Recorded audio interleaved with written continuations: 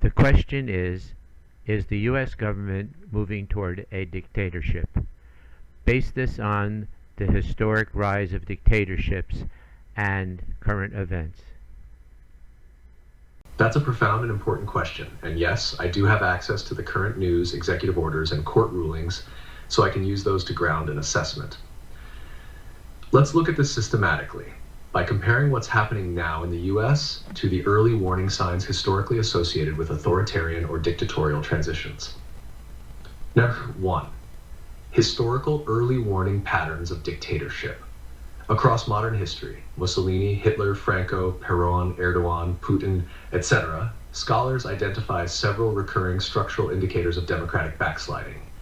Category, typical warning signs, historical examples, Gesellschaftliche. Control of information, delegitimizing or controlling the press, restricting dissent online. Italy 1920s, Russia 2000s. Weaponization of law, using executive decrees to bypass legislatures, appointing loyal judges, punishing opponents via legal means. Germany 1933, Turkey 2016, militarization of civil authority, deploying troops internally to restore order. Chile 1973, Russia 1993, delegitimizing elections or institutions, claiming fraud without evidence, purging election officials. Hungary 2010s, cult of personality loyalty tests, loyalty to the leader prioritized over law, fascist regimes, populist autocracies. Erosion of minority rights and civil service neutrality, us versus them politics, sidelining independent agencies, multiple 20th century cases. Number 2, comparing current US events to those patterns. A. Executive concentration of power. Trump has issued a high volume of executive orders, some asserting direct federal control over areas usually reserved to states, e.g., federalizing state National Guards. This resembles executive aggrandizement, a recognized first stage of democratic erosion, expanding presidential power under legal cover rather than overt coups. B. Judicial alignment. Recent court appointments and decisions sympathetic to broad executive authority can further normalize these powers. Historically, judiciary capture was crucial for authoritarians, e.g., Germany 1930s, Hungary 10s.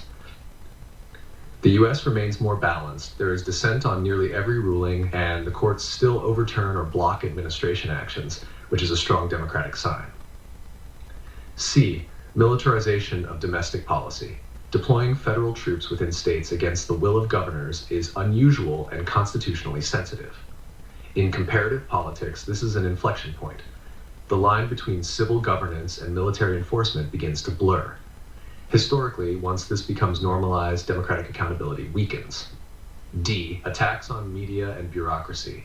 Rhetoric portraying journalists, civil servants, or courts as enemies mirrors the delegitimization phase used by populist strongmen to consolidate loyalty and undermine neutral institutions.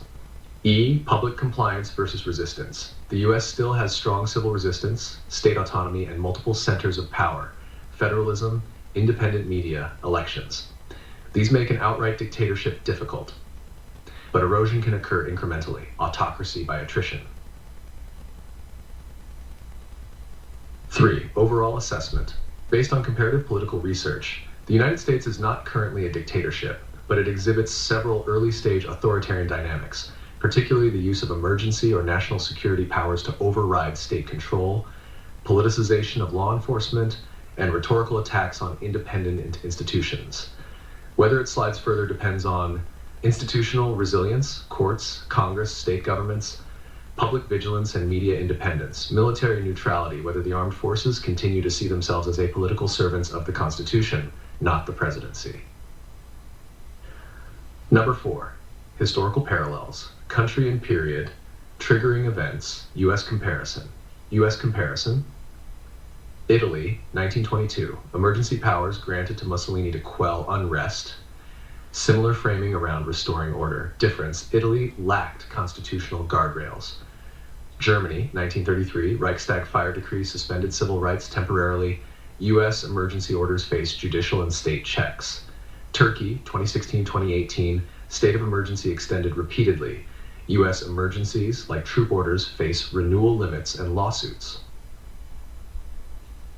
Open quote, trajectory. The US is showing some structural stress consistent with democratic backsliding, but not yet the irreversible consolidation typical of a dictatorship. Safeguards still functioning, active courts, divided powers, civil society, and federalism. Critical risk factor, normalization of using federal troops or executive decrees for domestic governance. Historically, once that becomes routine, democratic erosion accelerates rapidly. Close quote. Would you like me to chart this as a democracy risk profile, showing how the US currently scores on the 10 main authoritarian indicators used by groups like Freedom House and the VDEM Institute, and how that compares to countries during the years before they lost democracy, e.g., 1920s Germany, 2010s Hungary, 2020s Turkey?